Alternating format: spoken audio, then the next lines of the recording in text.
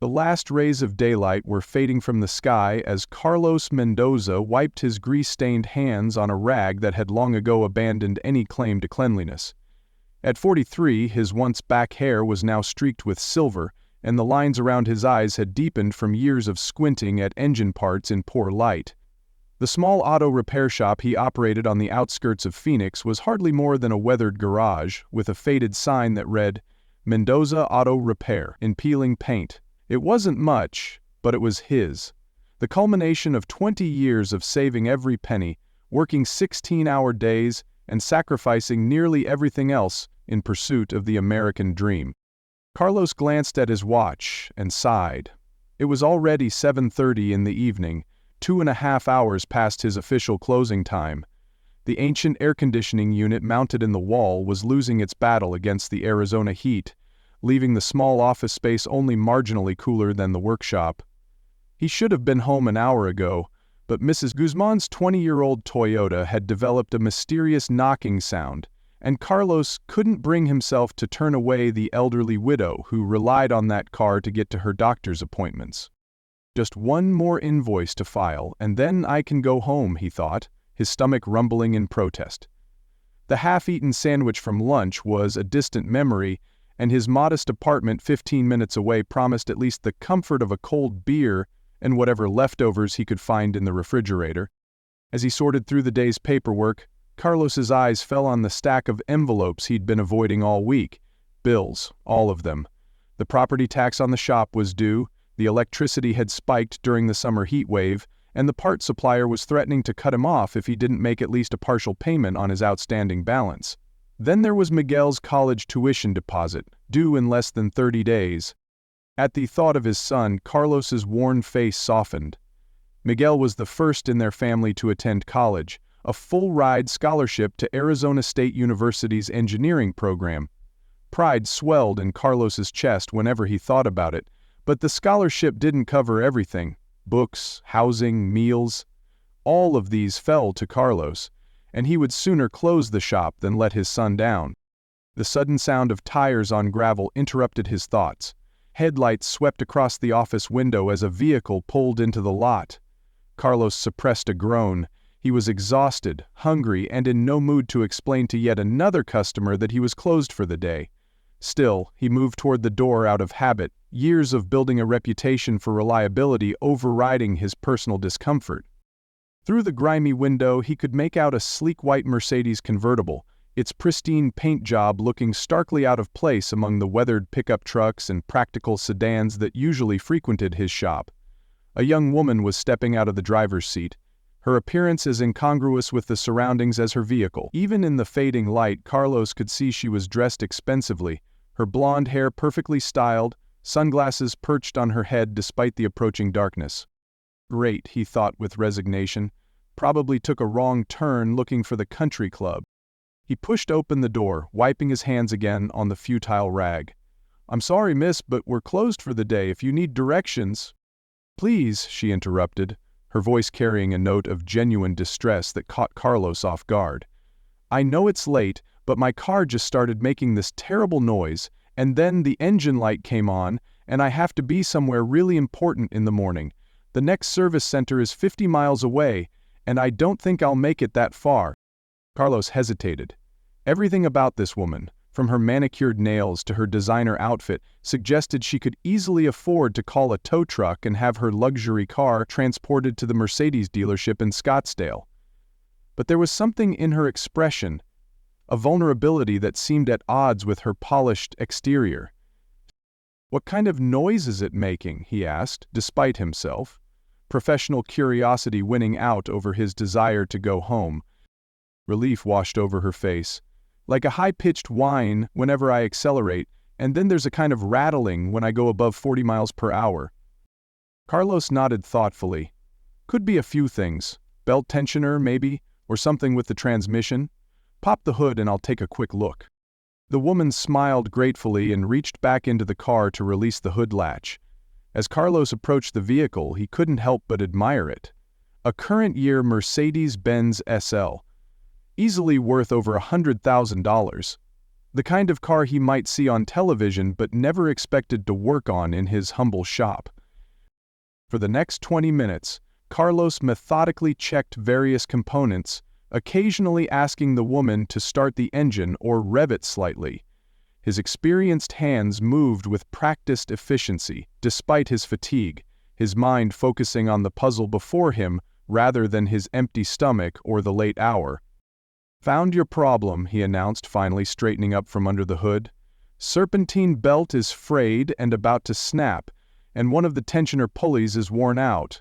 That's your whining noise. The rattling is from a loose heat shield near the catalytic converter."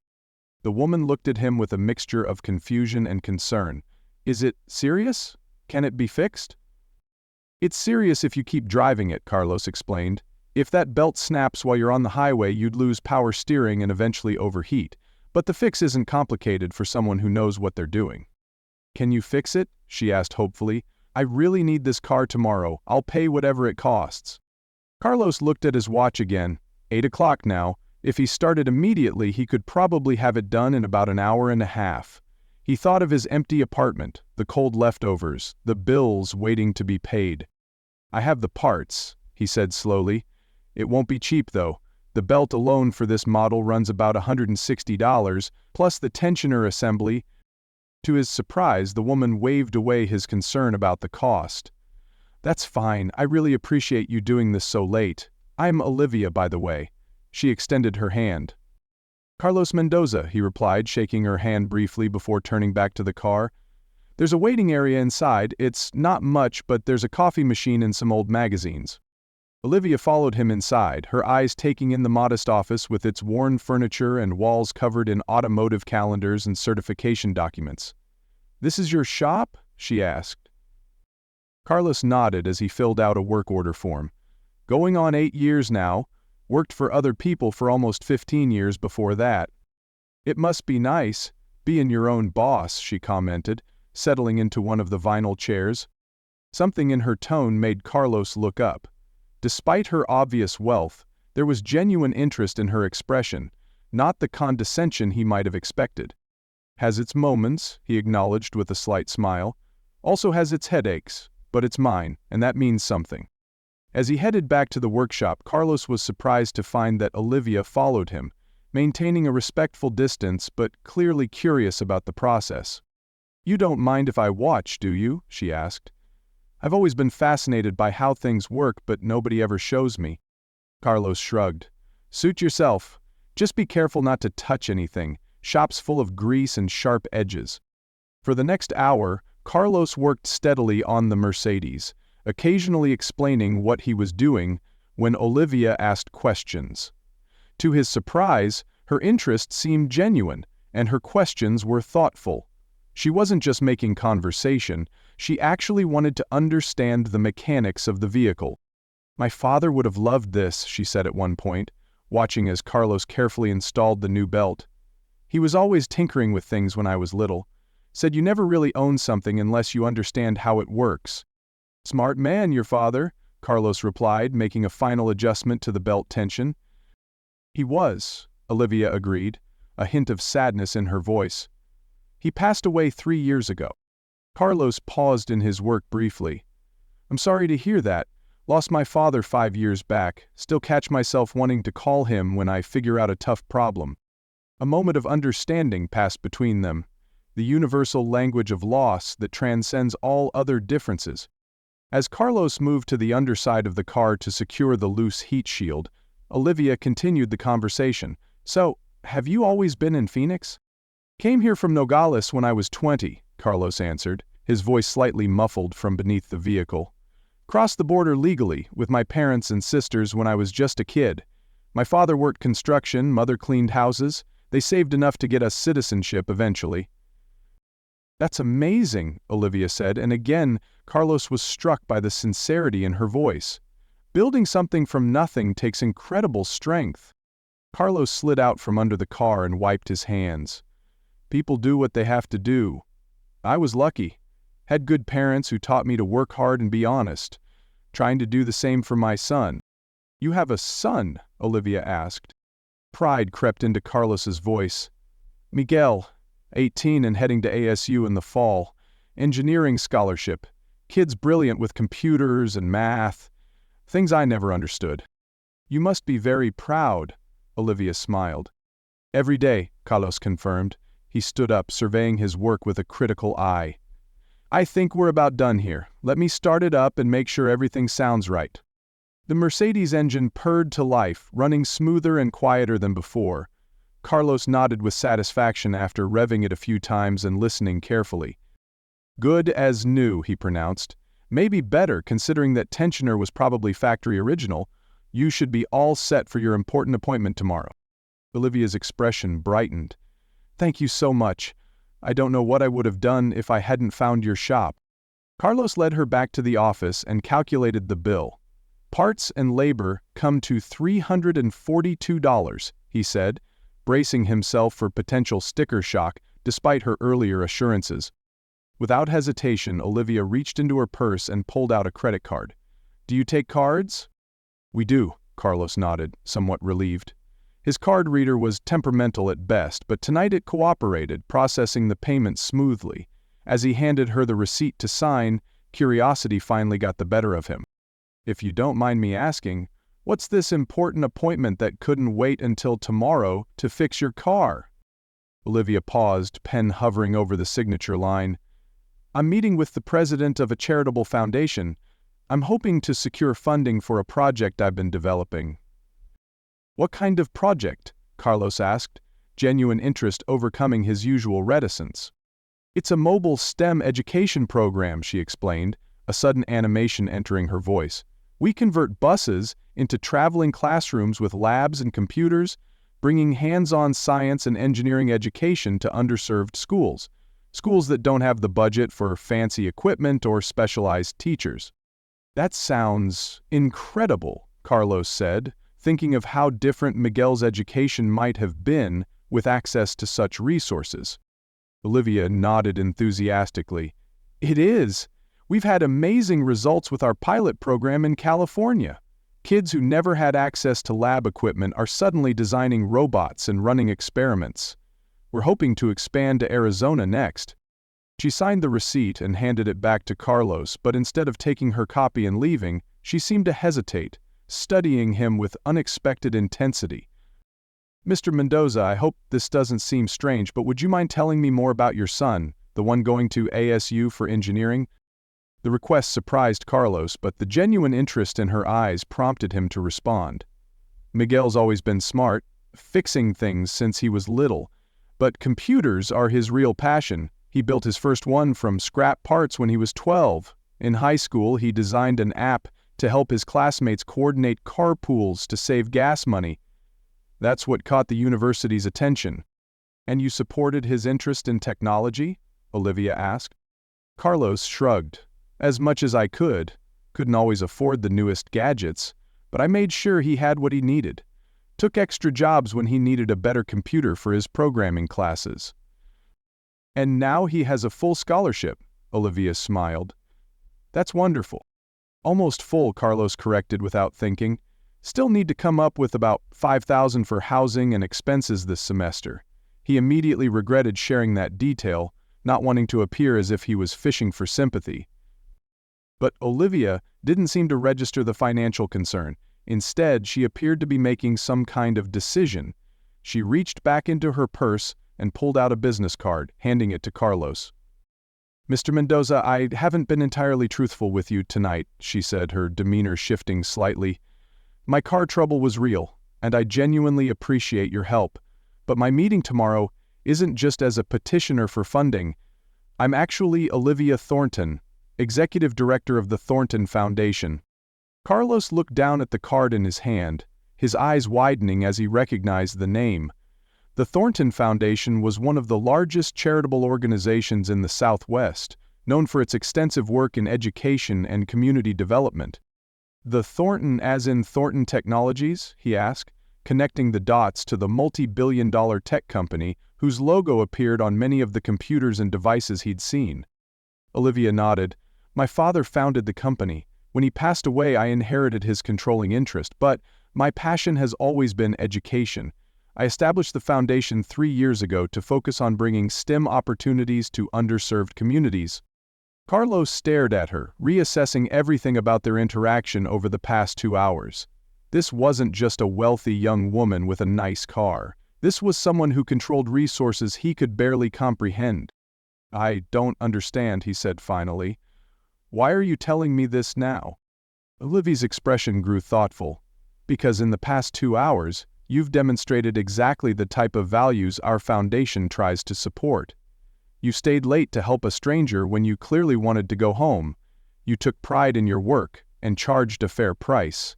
And most importantly, you've sacrificed to support your son's education, even when it wasn't easy." She glanced around the modest shop. "Our foundation isn't just about fancy mobile labs, Mr. Mendoza. It's about recognizing that talent and potential exist everywhere, not just in wealthy school districts. It's about supporting parents like you who do everything possible to give their children opportunities." Carlos was speechless, trying to process this unexpected turn of events. "I'd like to offer your son a supplemental scholarship through our foundation's Emerging Engineers program," Olivia continued. "It would cover his housing, meals, books, and provide a stipend for 4 years. We'd also pair him with a mentor from Thornton Technologies for internship opportunities." The words hit Carlos like a physical force, momentarily robbing him of breath. "Miss Thornton, I don't know what to say. That's incredibly generous, but—" "It's not charity," Olivia interrupted gently, seemingly anticipating his objection. "It's an investment in talent. Our foundation has strict criteria, and based on what you've told me about Miguel's app development and his scholarship to ASU, he would easily qualify. All he would need to do is submit an application, which is largely a formality at this point." She reached into her purse again and extracted a sleek tablet. A few taps on the screen, and she turned it toward Carlos. "This is our program description and application form. Miguel can submit it online by Friday, and we can have the funds available before the semester starts." Carlos stared at the screen, emotion welling in his throat. The program was legitimate, professional, and exactly as she had described it. The weight of financial worry that had been his constant companion for months began to lift from his shoulders. "I don't know how to thank you," he managed finally, his voice rough with emotion. Olivia shook her head. "You already did, by fixing my car when most people would have turned me away, and by raising a son who will likely contribute great things to this world." She smiled warmly. "Besides, my father always said that recognizing potential in unexpected places was the secret to his success." As Olivia prepared to leave, she paused at the door. "Oh, and Mr. Mendoza? Our foundation also has a small business development program that provides grants for facility improvements and equipment upgrades to businesses serving underrepresented communities. Your shop would be an excellent candidate. The application is on our website." With that, she was gone, the sound of the Mercedes engine fading into the night, leaving Carlos standing in his shabby office with a tablet in his hand, and possibilities he had never dared to imagine opening before him. 3 months later, Mendoza Auto Repair bore little resemblance to the struggling shop it had once been. A new sign gleamed above freshly painted walls. Inside, updated diagnostic equipment and tools had replaced the aging makeshift systems Carlos had cobbled together over the years. The waiting area featured comfortable chairs, a proper coffee station, and a small play area for customers with children. Most importantly, Carlos had been able to hire 2 additional mechanics, allowing him to expand his hours and finally take occasional days off. The Thornton Foundation's small business grant had transformed not just his facility but his entire business model. The investment in equipment made diagnoses faster and more accurate, while the improved appearance of the shop attracted a wider clientele. Carlos had even established a monthly community service day, where he offered free basic maintenance to low-income families, a service made possible by his improved financial situation. But it was the changes in his personal life that Carlos valued most. For the first time in years, he could attend family dinners without the constant shadow of financial worry. He had started dating again, a kind-hearted kindergarten teacher named Elena who had brought her aging Honda in for repairs and somehow managed to repair something in Carlos that had been broken for far longer than any car. And then there was Miguel, Thriving in his first semester at ASU, his natural intelligence and creativity flourishing with the security of knowing his education was fully funded. The mentorship component of the Thornton Scholarship had connected him with a senior engineer at Thornton Technologies, opening doors that would have remained firmly closed otherwise. On a warm Saturday afternoon in November, Carlos was reviewing the shop's monthly accounts, now showing a healthy profit margin, when the bell above the door chimed. He looked up to see Olivia Thornton entering, this time dressed casually in jeans and a simple blouse, though the effect was still undeniably elegant. "Miss Thornton!" Carlos exclaimed, rising to greet her. "This is a surprise." Olivia smiled warmly. "I was in the neighborhood for a foundation event and thought I'd stop by to see how things are going, and please, call me Olivia." "I'm glad you did. I've been meaning to thank you properly." Carlos gestured around the transformed shop. "As you can see, your foundation's grant has made quite a difference." "The foundation didn't renovate this place, Carlos. You did," Olivia corrected gently. "We simply provided resources. You're the one who had the vision and work ethic to make it happen." She glanced at the wall behind the counter, now adorned with framed photos. Miguel in his ASU Engineering Department t-shirt, Carlos with his new employees, and a group shot of local families from the most recent community service day. "I see you've added something new to your business model," she observed, pointing to a brochure on the counter that described a youth apprenticeship program. Carlos nodded with pride. "Started it last month. Local high school students can learn basic automotive skills after school and on weekends. Thought it might help some kids who aren't headed to college, but have good hands and smart minds." "That's exactly the kind of community reinvestment we hope to see," Olivia said, genuine approval in her voice. "How has the response been?" "Better than I expected," Carlos admitted. "Already have 6 students, including 2 girls who can already change oil faster than my new hire." Their conversation was interrupted by the arrival of Miguel, who had taken to spending Saturday afternoons helping with the shop's bookkeeping, his contribution to the family business while pursuing his own studies.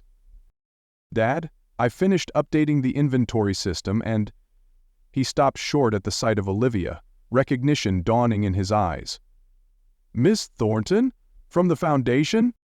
Introductions were made, and soon the 3 were engaged in animated conversation about Miguel's studies, the shop's transformation, and the foundation's expanding programs across Arizona. It was during this discussion that Carlos finally gathered the courage to ask the question that had been on his mind for months. "Olivia, I've always wondered, was your car breaking down near my shop that night truly a coincidence?" A smile played at the corners of Olivia's mouth. "The breakdown was absolutely real. That belt was genuinely on its last legs. But I was on my way back from visiting several potential program sites in the area. Your shop was one of 3 small businesses that had been recommended to the foundation as potential grant recipients by a community assessment team." "So you were evaluating me?" Carlos asked, unsure whether to feel manipulated or impressed. "Not exactly," Olivia clarified. "I was planning to visit officially the following week. The breakdown just provided an unexpected opportunity to see the shop in action, so to speak.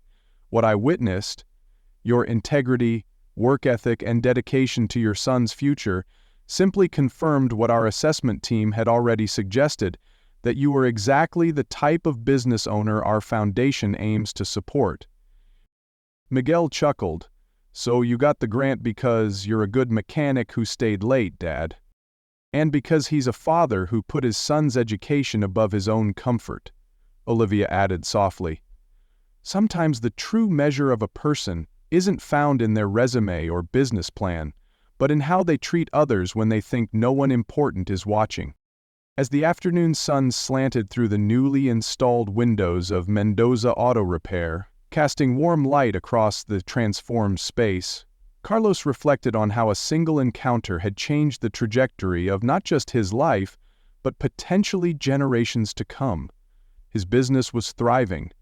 Miguel was on a path to success that would have seemed impossible a year ago, and the apprenticeship program was already changing lives in his community. All because he had chosen to help a stranded motorist when he was tired, hungry, and ready to go home. Later that evening, as Carlos locked up the shop, he paused to look at the framed motto he had hung beside the door the day after the renovations were completed. It was something his father had often said during their early years in America, when times were difficult and success seemed an impossible dream. Never be too busy to be kind. The most important doors in life are opened by hands that expect nothing in return. As he turned off the lights and headed home, Carlos smiled to himself. His father had been right all along. True wealth has nothing to do with money.